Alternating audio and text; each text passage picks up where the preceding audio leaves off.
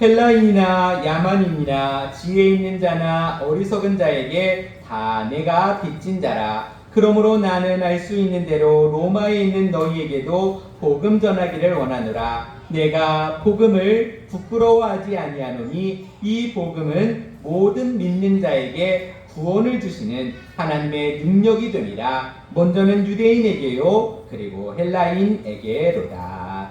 아멘. 우리 부활 인사부터 하도록 하겠습니다. 그리스도께서 부활하셨습니다. 크리스토스 아네스티. 참으로 부활하셨습니다. 크리스토스 아네스티. 아멘. 부활하신 주님께서 여러분들의 삶 가운데 늘 능력으로 역사해 주심으로써 늘 승리하는 우리 성도들의 삶이 될 수 있기를 간절히 소망합니다. 자, 올 한 해 후반기에는 사실 제가 전도에 대해서 강조해야 되겠다라는 생각을 했었습니다. 그래서 복음과 전도에 대한 설교를 하려고 했는데, 지난달에는 우리 찬양대에서 시편 23편에 대한 찬양을 한다고 설교도 맞추시라는 엄명이 내려서 시편 23편 말씀을 지난달에는 하게 되었습니다. 자, 그래서 이번 달에는 우리가 전도에 대한 이야기, 복음에 대한 이야기를 함께 해보려고 합니다. 자, 그리스도인에게 있어서 복음은 과연 무엇일까요? 우리 기독교 역사 가운데서 가장 뛰어난 그러한 신앙인이라고도 할 수 있는 바울에게 있어서 복음은 인생 그 자체였었습니다. 오직 그는 복음만을 생각했고 복음을 위해 그 어떤 것을 희생해도 아까워하지 않았다라는 것입니다. 오히려 그가 가지고 있었던 모든 것을 배설물처럼 여겼다라는 것입니다. 그 당시에 유대인들과 헬라인들은 이러한 복음에 대해서 오히려 멸시하고 조롱했었습니다. 그러나 사도 바울은 복음을 전파하면서 조금도 전혀 부끄러워하지 않았던 것입니다. 왜냐하면 복음은 이것을 비웃고 조롱하고 있는 유대인과 헬라인들까지도 구원을 주시려는 하나님의 능력이었기 때문입니다. 바울에게 있어서 복음은 자신의 인생을 완전히 바꾼 것이며 복음이 주는 기쁨과 확신 속에 평생을 기뻐하며 살았던 사람이 된 것입니다. 자, 그렇다면 우리에게 복음은 어떠한 것입니까? 우리가 복음을 어떻게 생각하느냐는 우리의 삶의 자세에서 정확하게 드러납니다. 말로 하는 것은 아무 소용이 없습니다. 생활하는 것을 보면 삶에서 복음이 어떤 비중을 차지하는지를 우리가 알 수 있다는 것입니다. 여러분, 복음을 전파해야 된다는 사명감이 있으십니까? 남들에게 아무 거리낌 없이 전파하십니까? 여러분들의 생활 속에서 복음이 차지하는 비중이 어느 정도이십니까?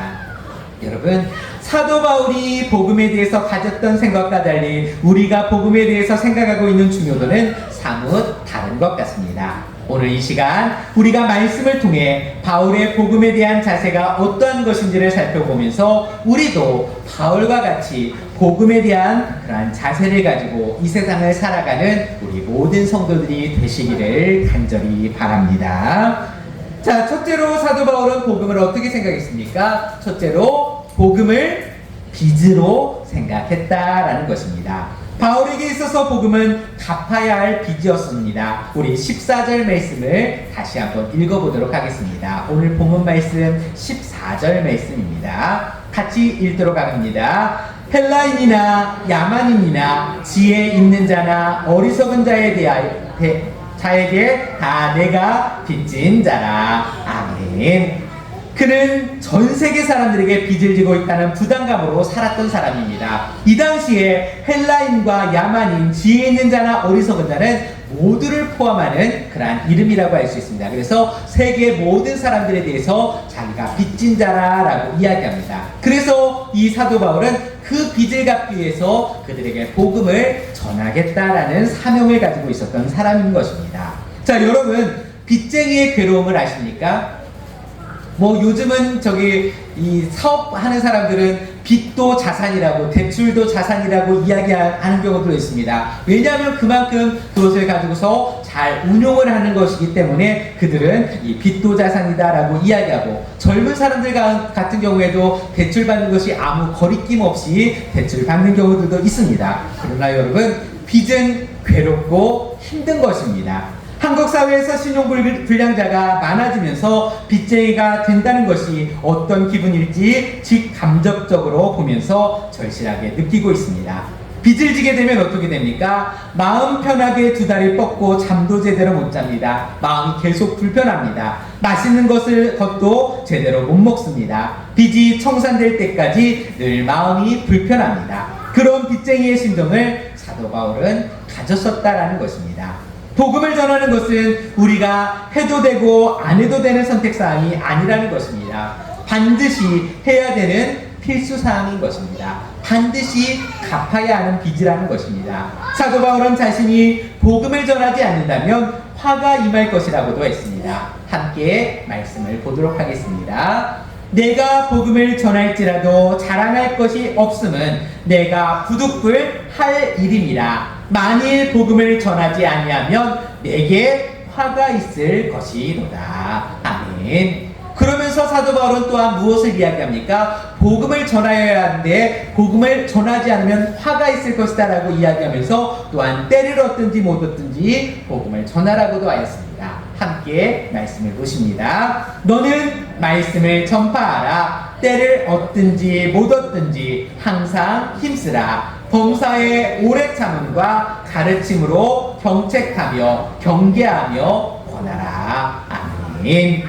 우리들이 하나님의 은혜로 복음을 받아 복된 인생으로 바뀌었는데 우리끼리만 이것을 알고 이것을 움켜쥐고만 있으면 사도 바울이 말한 것처럼 우리에게도 이것이 화라는 것입니다. 널리 알려야 하는 것입니다. 내가 구원받았으니 내가 가까운 내가 사랑하는 그 사람도 구원받을 수 있도록 그들에게 복음을 전하여야 한다는 것입니다. 우리를 구속하신 예수 그리스도의 아름다운 덕을 널리 선전해야 되는 것입니다. 주님께서 주신 이 아름다운 복음의 소식을 널리 전하지 못하고 있는 분들, 우리에게 바울이 가졌던 빚쟁이의 마음이 없기 때문에 태연하게 복음을 전하지 않고 살고 있는 것입니다. 그러므로 우리 모든 성도들, 우리의 마음속에 사도 바울이 가졌던 복음에 대한 빚쟁이의 마음을 가질 수 있기를 바랍니다.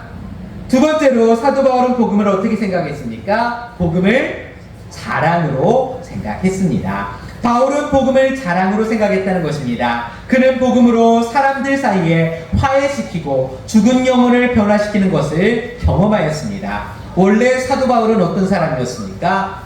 예수 그리스도를 믿는 사람들을 잡아다가 옥에 가두던 사람이었습니다. 사도 바울이 변화되어서 제자들을 만나러 갔을 때에도 예수님의 제자들이 사도 바울을 잘 환영해 주었습니까? 처음이 아니었습니다. 사도 바울 저 사람을 의심하며 안 만나려고 했었습니다. 자, 그러나 그때 그들은 복음 안에서 그들이 하나 되는 것을 경험할 수 있었고, 또한 사도 바울도 복음 안에서 그들과 화해할 수 있었다라는 사실인 것입니다. 이처럼 복음은 사람들 사이를 화해시키며 죽은 영혼을 변화시키는 것을 경험한 사도 바울은 자기의 인생을 완전히 바꾸는 능력이 있는 이 복음을 보면서 복음을 전하는 것 때문에 당하는 부끄러움도 오히려 자랑으로 여길 수 있었다라는 것입니다. 그래서 담대하게 그는 복음을 전할 수가 있었던 것입니다.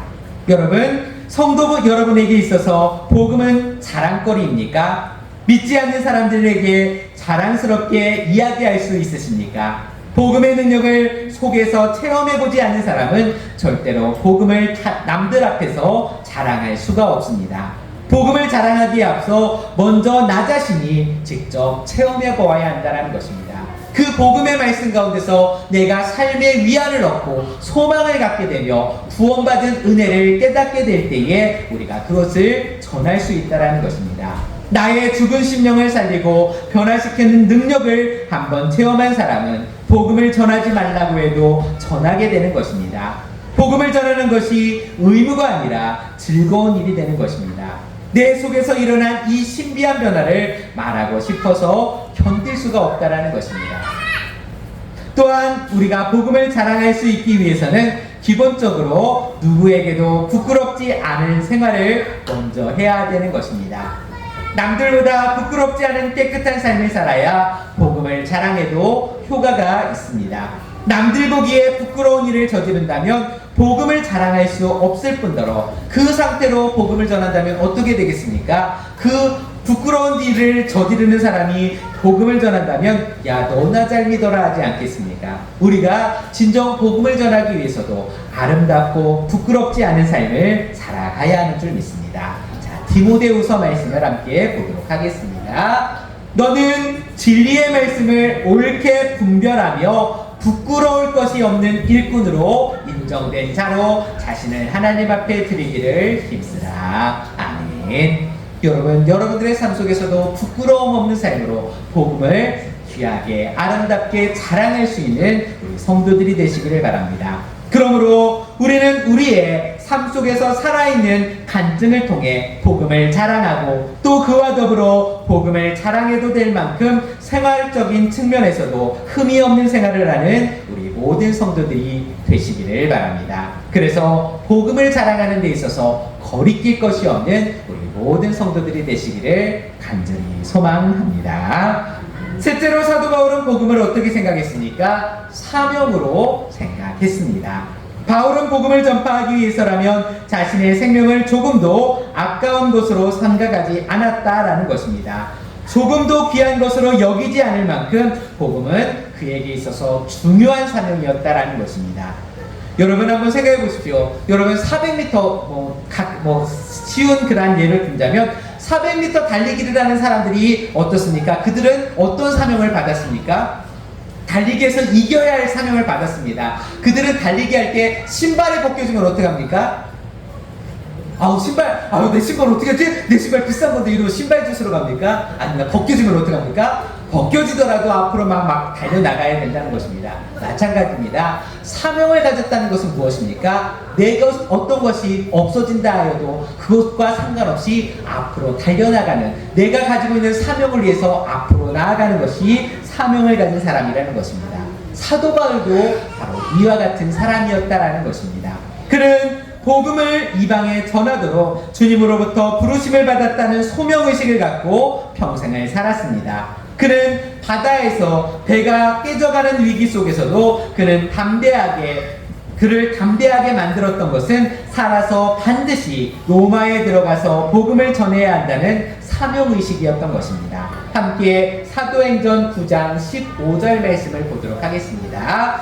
주께서 이르시되 가라, 이 사람은 내 이름을 이방인과 임금들과 이스라엘 자손들에게 전하기 위하여 택한 나의 그릇이라. 아멘. 사도 바울은 이미 어떤 사명을 받았습니까? 이방인들과 임금들과 이스라엘 자손들에게 복음을 전할 그릇으로 주님께서 택한 그 사명이 있었고, 이 사명이 있었기에 배가 파손하고 도적을 만나고 사막을 통과하고 광야를 다니고 매를 40번이나 맞는 그러한 여러 가지 고통 가운데서도 그는 결코 굽어지지 않는 사명을 가지고 그는 살아갔던 것을 볼 수 있다는 것입니다. 여러분에게 복음은 사명이십니까? 사명감을 갖고 복음을 전하고 계십니까? 우리가 세상에 살면서 건전한 직장을 갖고 자기가 원하는 직업을 자유롭게 갖게 되며 하고 싶은 일을 해도 되지만 우리가 잊지 말아야 할 것은 무엇이라는 것입니까? 우리에게 어디가 있든지 누구를 만나든지 힘써야 하는 일은 복음을 전하는 일이다라는 것입니다. 우리가 접촉하는 많은 사람들 남녀노소 지위 고하를 막론하고 복음을 전해야 할 대상으로 생각하는 사람이 바로 복음을 사명으로 생각하는 사람인 줄 믿습니다. 여러분, 복음을 전하는 것은 목사나 선교사나 전도사님들만의 사명이 아닙니다. 오히려 신자들과 대면하는 시간이 더 많은 목사들은 교회에 오신 새 신자들에게나 겨우 복음을 전하게 된다는 것입니다. 오히려 믿지 않는 사람들과 대면하는 시간이 더 많은 우리 일반 성도들이야말로 복음에 대해서 사명을 가지고 일할 때에 하나님의 큰 사역을 더 많이 감당할 수 있게 되는 것입니다. 그러므로 여러분들 주위에 있는 모든 믿지 않는 사람들은 여러분들이 감당하라고 하나님께서 주신 사명인 줄 믿습니다.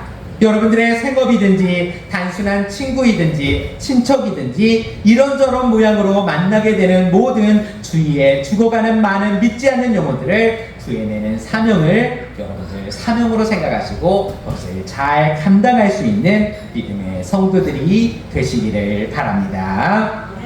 사랑하는 성도 여러분, 오늘 우리는 복음을 대하는 사도 바울의 자세를 함께 살펴보았습니다. 사도 바울은 복음을 어떻게 생각했습니까? 빚으로 생각했고 또한 자랑으로 여겼으며 그리고 사명으로 생각했다라는 것입니다. 여러분, 이러한 사도 바울은 그가 가지고 있었던 많은 지식을 가지고 있었지만 복음을 위해서라면 그 모든 것은 배설물처럼 여겼다라고 했습니다. 그리고 그는 장막을 만드는 것으로 삶을 영위하였지만 자신의 사업을 크게 하는 것에 마음을 두지 않았습니다. 오히려 사도 바울은 항상 어떤 것에 마음을 두었습니까? 복음을 전하는 일에 마음을 가졌다라는 것입니다. 그의 머릿속에는 항상 복음에 대한 생각뿐이었습니다. 자신의 전생애를 오직 복음을 위하여 아낌없이 투자하였던 것입니다.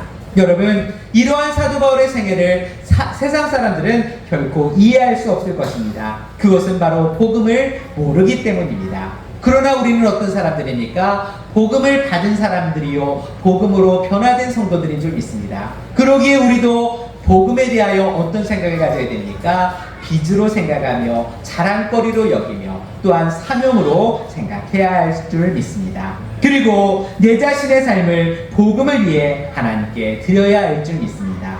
복음에 헌신했던 사도 바울의 모습이 우리 성도들 모습 속에서도 나타나게 되기를 주님의 이름으로 축원드립니다. 기도하겠습니다.